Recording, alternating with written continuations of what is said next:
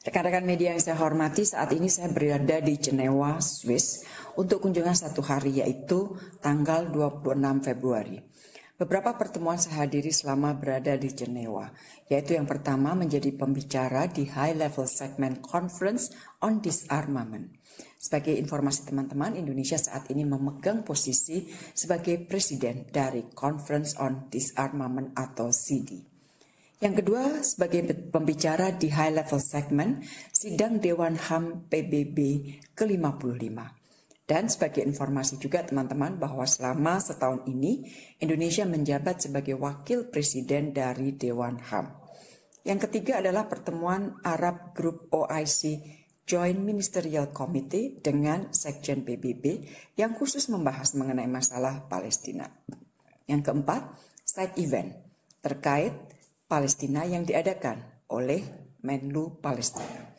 Kelima, saya juga melakukan 3 pertemuan bilateral masing-masing, yaitu dengan Menteri Luar Negeri Kazakhstan, Menteri Luar Negeri Iran, dan juga dengan Sekjen CTBTO. Jadi selama 1 hari ini, total pertemuan yang saya lakukan berjumlah 7 pertemuan.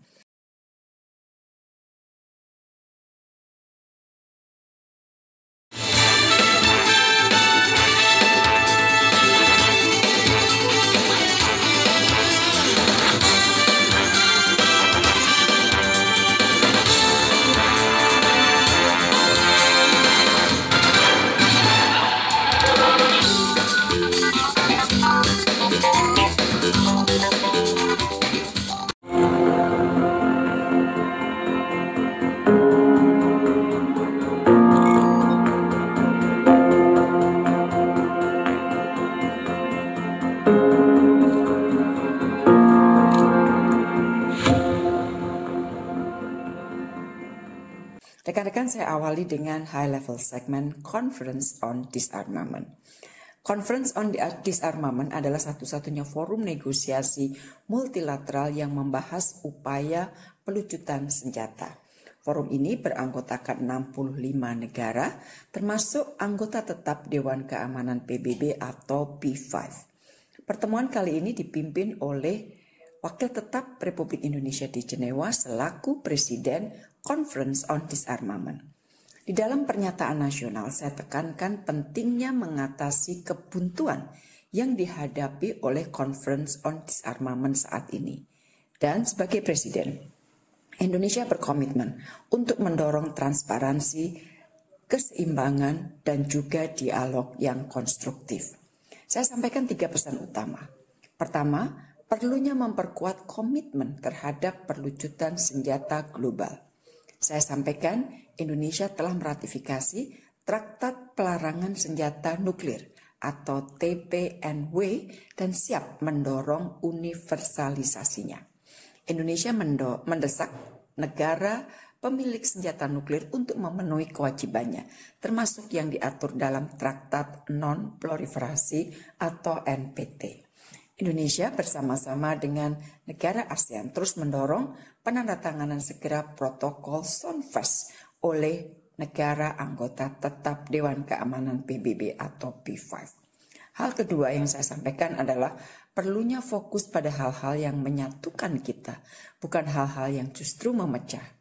Negara-negara harus terus mendorong tercapainya kemajuan dalam pelucutan senjata baik dari sisi prosedural maupun substantif.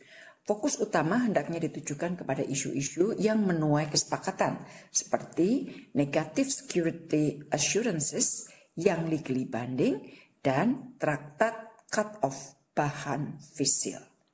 Ketiga, perlunya mengatasi tantangan-tantangan keamanan baru.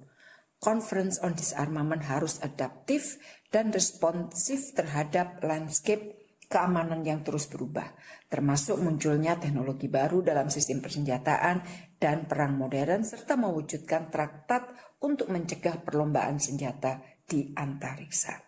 Di akhir pernyataan, saya sampaikan kecaman atas wacana penggunaan senjata nuklir oleh Israel untuk mengancam warga Gaza.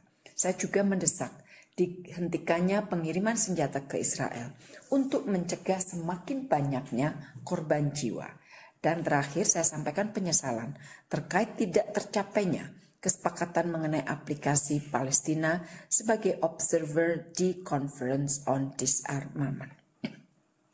Rekan-rekan yang saya hormati, pertemuan selanjutnya adalah high level segment sidang Dewan HAM PBB yang ke-55.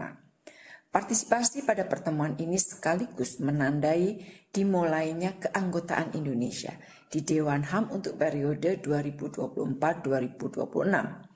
Dalam pernyataan nasional Indonesia saya sampaikan, Dewan HAM harus menjalankan kewajibannya menangani pelanggaran HAM berat yang dilakukan Israel terhadap bangsa Palestina. Saya sampaikan 3 hal yang perlu dilakukan. Pertama, perlunya memperkuat ekosistem HAM. Ini menjadi tanggung jawab kolektif kita bersama. Di ASEAN, Indonesia mendorong penguatan ekosistem HAM melalui Leaders Declaration on the ASEAN Human Rights Dialogue. Di Afghanistan, Indonesia mendorong pemenuhan hak-hak pendidikan bagi perempuan, dan saya juga tekankan pentingnya pendanaan yang memadai untuk Office of the High Commission for Human Rights dan mekanisme-mekanisme penting lainnya seperti Komisi Penyelidikan terkait wilayah pendudukan Palestina serta dukungan terhadap Dewan HAM dalam memberikan bantuan teknis dan pembangunan kapasitas kepada negara anggota.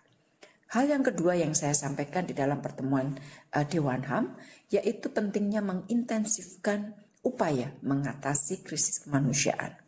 Krisis pengungsi yang dipicu oleh perang dan konflik memerlukan kerjasama dan solidaritas global untuk mengatasinya, termasuk pemenuhan kewajiban dalam konvensi pengungsi. Mekanisme kemanusiaan harus juga diperkuat dan tidak boleh dipolitisasi. Saya sampaikan bahwa kita tidak boleh tinggal diam atas dihentikannya pendanaan terhadap UNRWA, sementara dana untuk mendukung kejahatan perang di Gaza terus mengalir. Hal yang ketiga, pelindungan dan pemajuan HAM harus dilakukan secara setara. Hak pembangunan setiap negara harus dihormati guna menjamin kesejahteraan rakyatnya dan mencapai SDGs.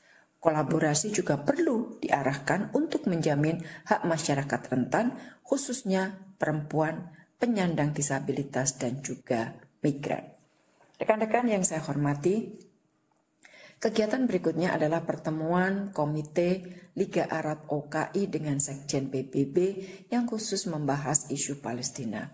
Sebagaimana rekan-rekan ketahui, Komite Menlu mendapat mandat dari KTT Liga Arab dan OKI di Riyadh bulan November lalu untuk menggalang dukungan internasional bagi Palestina.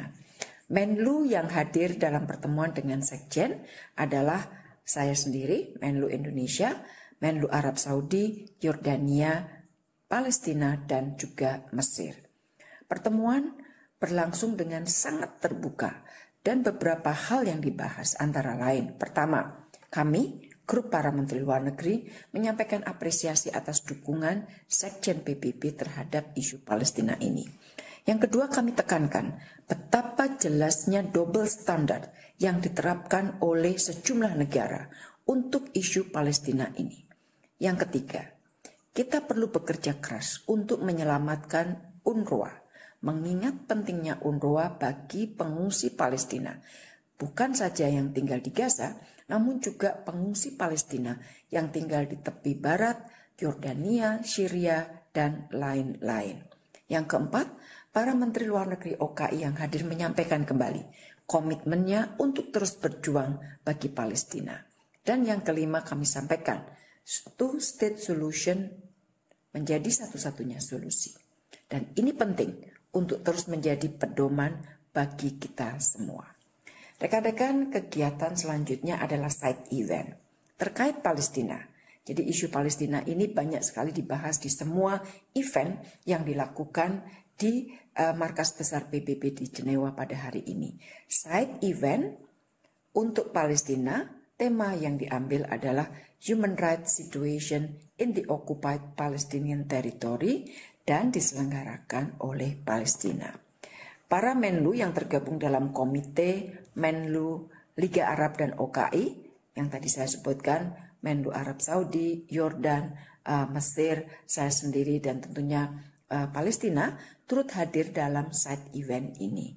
Di dalam pernyataan Indonesia saya sampaikan kita saat ini berperang melawan pelanggaran berat HAM oleh Israel di Gaza, pelanggaran terhadap hukum internasional oleh Israel, kita berperang melawan double standard, dan kita juga berperang melawan ketidakadilan terhadap Palestina. Saya juga sampaikan pertanyaan bahwa dengan situasi yang terjadi di Gaza dan Palestina, apakah kita akan tinggal diam? Seharusnya jawabannya adalah tidak. Selain itu, di dalam side event tersebut saya juga menyampaikan beberapa hal. Pertama, gencatan senjata sangat diperlukan jika kita ingin melihat perbaikan situasi di lapangan. Kedua, bantuan kemanusiaan yang cukup dan berkelanjutan diperlukan, termasuk untuk penduduk di Gaza Utara. Teman-teman, dari berbagai informasi yang saya peroleh, penduduk yang tinggal di Gaza Utara saat ini banyak yang mengalami kelaparan. Ketiga, kita harus mendorong kerja UNRWA. Kita harus menyelamatkan UNRWA karena terkait dengan hidup jutaan pengungsi Palestina. Isu mengenai UNRWA ini banyak disebut, teman-teman, oleh para menteri luar negeri yang hadir di dalam side event ini. Hal yang keempat, saya sampaikan kita harus terus melawan pemberlakuan double standard. Dan sekali lagi isu double standard ini juga banyak disebut oleh para menteri luar negeri. Kelima, saya sampaikan mengenai keputusan ICJ yang seharusnya mengikat bagi semua negara termasuk Israel. Namun sebulan setelah keputusan sementara ICJ atas submisi Afrika Selatan, Israel tetap tidak memenuhi tenggat waktu untuk menyampaikan laporan wajibnya atau obligatory report. Hal ini tentunya tidak dapat terus dibiarkan. Keenam, saya sampaikan, hentikan dukungan dan pengiriman senjata kepada Israel. Dan sebagai penutup saya sampaikan bahwa kita harus terus bersama. Kita harus terus bekerja sama untuk memerangi ketidakadilan yang sudah berlangsung sangat lama bagi bangsa Palestina.